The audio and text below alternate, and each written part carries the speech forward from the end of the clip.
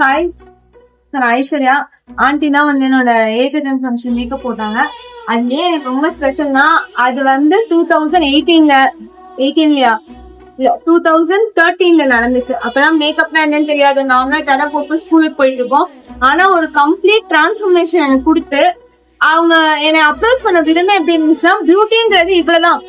அந்த வயசுலாம் என்ன தோணும், நம்ம இன்னும் பியூட்டிஃபுல்லா இருக்கணும், அதுவா இருக்கணும்னு தோணும். சோ ஆண்டி என்ன ஒரே நாள்ல அழகா மாத்தணும் எனக்கு என்ன தோணுச்சுன்னா, நம்ம எப்ப வேணா அழகாயிடலாம் அப்படியே தோணுனதுனால I was like incline more towards studies. And படிக்கிறப்ப எனக்கு முடி கொட்டினாலும் சரி, எனக்கு எந்த கவலையும் இல்லை. அந்த கான்பிடன்ஸ் எனக்கு இவங்க பார்த்தா வந்துச்சு. ஆனா எனக்கு இவங்க சொன்னாங்க, உனக்கு ஹேர் நேச்சுரலாவே சில்கியா இருக்கு அண்ட் ஐப்ரோஸ் இது பண்ணவே கூடாதுன்னு. அதனால நான் எதுவுமே ஆண்டி சேனலுக்கு எது பண்ணதே இல்லை இது வரைக்கும். And I am so lucky. என்னோட வெட்டிங் மேக்கப் இப்ப நான் ஒரு டாக்டர் MD டெலிமெடிசின் முடிச்சுட்டு ஒரு அசிஸ்டன்ட் ப்ரொஃபஸரா ஒர்க் பண்ணிட்டு இருக்கேன். என்னோட என்கேஜ்மெண்ட் அதுக்கப்புறம் ப்ரீ வெட்டிங் ஷூட்ல நிறைய மேக்கப் போட்டாலும் எங்க அம்மாக்கு எதுவுமே சாட்டிஸ்ஃபைங்கா இல்ல. அப்புறம் எப்படியோ ஆண்டியை யோசிச்சு எங்க நம்ம போனோம் தேடி குடிச்சு அப்புறம் கேட்டதுல ஆண்டியும் நல்ல வேலை US போகாம சென்னையில இருந்தாங்க.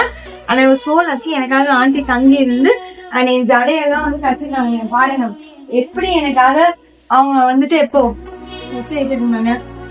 13 years ஓகே 15 years முன்னாடி பண்ணாங்களோ அதே மாதிரி பண்ணிருக்காங்க.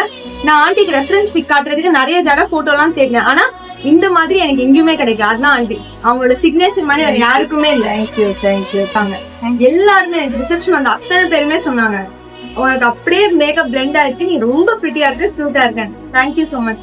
லைக் மேரேஜ் டைம்ல நிறைய டென்ஷன் இருந்தாலும் இவங்களோட எனக்கு இருந்தது ரொம்ப ஹாப்பியா ரிலாக்ஸ்டா சூப்பரா இருந்துச்சு.